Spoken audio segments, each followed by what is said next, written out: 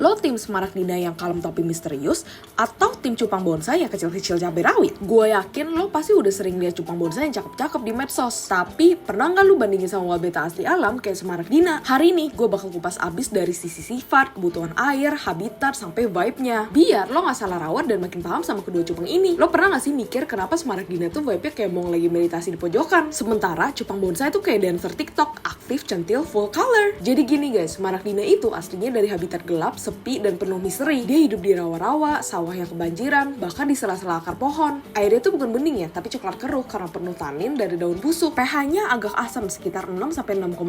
Dan mereka tuh hewan yang soliter banget, gak suka keramaian. Lo taruh 2 jantan, wah bisa chaos. Dia butuh shadow zone, hiding spot, dan waktu buat trust. Sedangkan si cupang bonsai, dia anak modern. Lahir dari hasil breeding yang fokusnya ke warna, bentuk, dan performa. Dibesarin di wadah kecil, di ruangan terang, air bening, dan suhu stabil. Full on extrovert performatif, butuh spotlight dan seneng diliatin. Dua dunia yang beda banget, tapi dua-duanya keren. Tinggal lu cocoknya sama yang mana. Nah, sekarang kita ngomongin sifat dan kepribadian nih. Ini bagian yang menurut gue paling menarik, karena karakter mereka tuh kayak manusia banget. Wabeta Smaragdina, guys, itu bener-bener si pendiam, tapi bukan berarti lemah. Gerakannya pelan, hati-hati. Kadang lo cuma lihat dia ngedok di balik daun ketapang atau ngumpet di bawah kayu. Tapi jangan salah, bukan karena dia males, justru karena dia penuh perhitungan. Lo taruh tangan lo deket tanknya, dia ngintip dulu, analisis, observasi, terus baru mutusin mau muncul atau enggak. Smaragdina itu anti drama, tapi sekalinya flare, wah itu bukan main-main. Kalau cupang fancy kayak ngasih flare buat pamer. Smaragdina flare karena dia merasa perlu. Jadi intensitasnya beda. Kayak lo udah bersama orang yang diam-diam nyimak, terus pas dia jawab langsung shut the whole room down. Sementara itu cupang bonsai, wah ini kayak temen lo yang tiap 5 menit update story. Aktif banget, patrol dari ujung ke ujung. Gampang banget flare, bahkan kalau cuma lihat pantulan sendiri. Tapi jujur,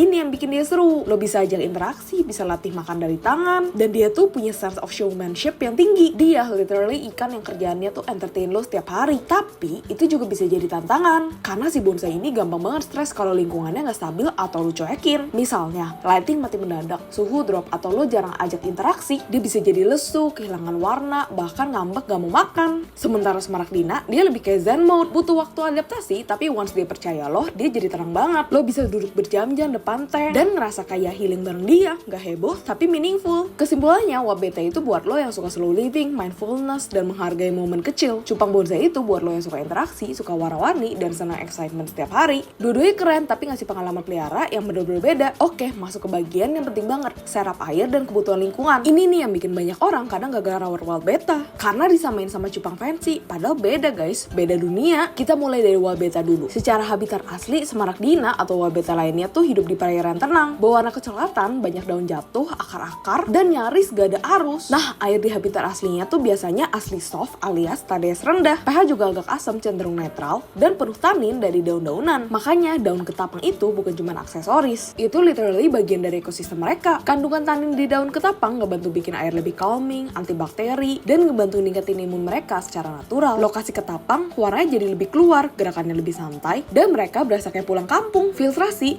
low flow bro. Kalau lu pasang filter yang bikin air muter-muter kayak roller coaster, ya gak heran mereka stres. Bisa pakai sponge filter lembut, atau mini waterfall yang alirannya pelan. Bisa juga pakai filter gantung kanister dan filter gantung biasa nih. Semuanya tergantung dari berapa besar ukuran tank lo, dan berapa banyak liter air di dalamnya. Bahkan sebenarnya banyak keeper wabeta yang prefer tanpa filter loh, asal water change rajin dan stabil. Suhu di 23-26 derajat. Gak perlu heater atau kipas tambahan kalau suhu ruangan lo stabil, tapi jangan sampai drop drastis. Wabeta itu cukup sensitif sama suhu dingin, terutama kalau dia udah kebiasa hidup di air hangat stabil. Nah, serap idealnya minimal 4-5 liter per ekor buat soliter. Banyak space buat mereka berenang, banyak area ngumpet. Tanam tanaman hidup kayak Java Fern, Anubias, atau Salvinia buat floating cover. Mereka suka gelap, jadi usahain jangan terlalu terang atau kasih area teduh. Sekarang kita compare sama cupang bonsai. Bonsai itu hasil breeding intens, jadi dia udah adaptif banget sama lingkungan manusia. TDS dan pH lebih fleksibel, air bening juga nggak masalah. Tapi tetap stabilitas suhu penting, karena badannya kecil dan metabolismenya cepat, dia bakal lebih rentan kalau air berubah drastis. Kalau masalah lighting, cupang bonsai suka terang, karena warnanya keluar di pencahayaan bagus.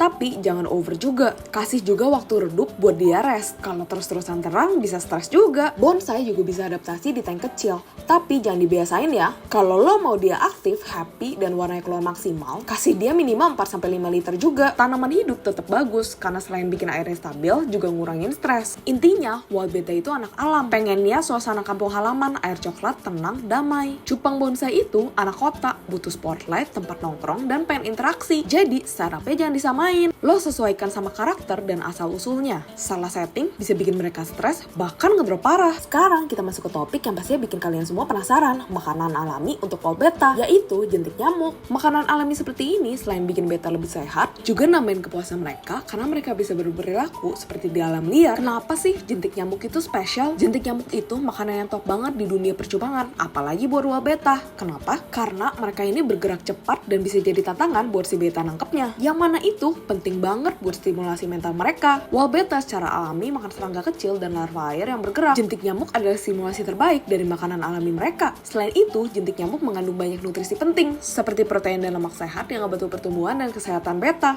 Kalau dibandingkan sama pelet biasa, jentik nyamuk itu lebih kaya gizi dan lebih alami. Jadi, cocok banget buat menjaga kesehatan cupang dalam jangka panjang. Feeding dengan jentik nyamuk juga memberikan manfaat fisik dan mental. Di alam liar, wild beta harus berburu makanan mereka. Jadi mereka punya insting berburu yang tajam. Ketika mereka diberikan jentik nyamuk, cupang bisa melatih naluri berburu mereka. Bukan cuma makan doang loh ya, tapi juga nikmatin proses berburu itu sendiri. Cupang itu ikan yang cerdas guys. Ketika mereka lihat jentik bergerak di air, insting mereka langsung activate. Mereka akan mulai mengawasi gerakan si jentik, menghitung jarak, dan menyerang dengan kecepatan yang tepat buat menangkapnya. Kalau cupang lo mulai aktif berburu, itu tanda kalau mereka merasa aman dan nyaman. Dan itu artinya mereka sehat secara mental juga. Menurut gue, jentik nyamuk itu lumayan gampang didapetin. Terutama kalau lo tinggal di daerah tropis atau subtropis. Kalau lo punya kolam kecil atau tempat air tergenang, biasanya jentik nyamuk bisa berkembang biak dengan sendirinya. Tapi kalau lo nggak punya akses langsung, lo bisa beli jentik nyamuk hidup di beberapa toko ikan hias online atau offline. Satu hal yang lo perlu perhatikan adalah kebersihan jentik nyamuknya. Pastikan jentik nyamuk yang lo kasih ke ikan lo itu bersih dan bebas dari bahan kimia atau kontaminasi. Jadi lebih baik kalau lo dapetin yang langsung dari alam atau yang udah dipastikan kualitasnya. Seberapa sering sih harus kasih jentik nyamuk ke wild beta? Kasih makan jentik nyamuk itu bisa jadi rutinitas mingguan atau lebih sering, tergantung dari seberapa banyak cupang lo makan. Sebagai panduan, gue biasa kasih makan jentik nyamuk tiap hari. Tapi make sure jangan overfeed karena takutnya kena masalah pencernaan. Jadi pastikan tetap seimbang. Biasanya gue kasih sekitar 10-20 jentik per sesi makan. Dan gue kasih makannya cuma sehari sekali. Jangan terlalu banyak karena cupang bisa langsung kenyang dan malas gerak. Jentik nyamuk itu juga bisa membantu mengurangi stres pada wild beta. Ikan yang lebih sering dikasih makanan bergerak akan lebih aktif dan lebih mudah beradaptasi dengan lingkungan. Jadi intinya, makan jentik nyamuk itu bukan soal memberikan makanan, tapi memberikan pengalaman berburu yang nyata untuk wild beta. Mereka bakal merasa lebih hidup, lebih sehat, dan lebih bahagia. Dan kalau lo pengen kasih cupang makanan yang lebih alami dan menantang, jentik nyamuk tuh udah pilihan yang tepat deh. Nah, sekarang kita bakal bahas tentang tanaman akuatik yang cocok banget buat tank wild beta. Kenapa sih tanaman itu penting? Selain bikin aquascape lo makin estetik, tanaman juga berfungsi untuk menciptakan lingkungan yang lebih alami dan sehat buat cupang. Tanaman tuh bisa nyaring air, ngasihin oksigen, dan bisa kasih hiding spot yang ideal buat cupang, biar mereka ngerasa aman dan nyaman. Jadi yuk kita cek beberapa tanaman yang bisa bikin tank lo jadi tempat yang top banget buat cupang lo. Tanaman pertama yang lo wajib coba adalah Java Fern. Ini tanaman super tangguh, gak cuman gampang dirawat, tapi juga tahan banting. Java Fern cocok banget buat tank low tech. Apalagi kalau sistem lo gak pakai CO2 dan gak terlalu terang. Tanaman ini juga gak terlalu baik nutrisi, jadi gak bakal terlalu ngerepotin lo kalau belum terlalu paham soal pemupukan. Selain itu, Java Fern juga punya daun yang cukup lebar dan kokoh, jadi bisa jadi tempat cupang buat bersembunyi atau bahkan bikin sarang. Wild beta sering suka ngumpet di sela-sela tanaman kayak gini, jadi si Java Fern bakal ngasih mereka tempat buat chill sambil tetap bisa menikmati aliran yang tenang. Selanjutnya ada Anubias, yang pasti lo udah gak asing lagi deh. Anubias ini juga salah satu tanaman yang populer banget di dunia aquascaping, karena selain mereka tahan banting, dia juga gak rewel soal pencahayaan dan kebutuhan nutrisi. Tanaman ini juga bisa hidup di air yang lebih asam dan cocok banget buat wild beta. Anubias punya daun yang tebal dan keras, jadi selain bisa jadi tempat sembunyi, dia juga bisa jadi area buat cupang bertelur kalau mereka udah siap. Lo bisa nempelin Anubias ke batu, kayu, jadi gak perlu khawatir sama substrat. Cukup pastiin dia dapet cahaya yang cukup dan nutrisi yang stabil dari sisa-sisa makanan atau kotoran ikan. Pasti tanaman ini bakal tumbuh dengan baik. Next ada Cryptocorin, terutama yang varian Wenti. Tanaman ini juga pilihan yang mantap buat tank wild beta lo. Tanaman ini sangat cocok buat sistem low tech karena dia bisa tumbuh dengan baik meskipun tanpa CO2 atau pencahayaan yang kuat. Cryptocorin punya daun yang lebih lembut dan lebih besar, jadi bisa buat jadi tempat ideal buat cupang nyari ketenangan. Sekarang kita masuk ke tanaman hairgrass yang sering jadi pilihan utama untuk menciptakan tampilan aquascape yang cantik dan natural. Hairgrass punya tekstur yang lembut dan tumbuh dengan cara yang menyerupai rumput. Tanaman ini kasih kesan alam yang lebih alami dan memberikan ruang yang cukup buat cupang bergerak bebas. Hairgrass bisa berkembang dengan baik di substrat yang kaya nutrisi dan pencahayaan yang cukup,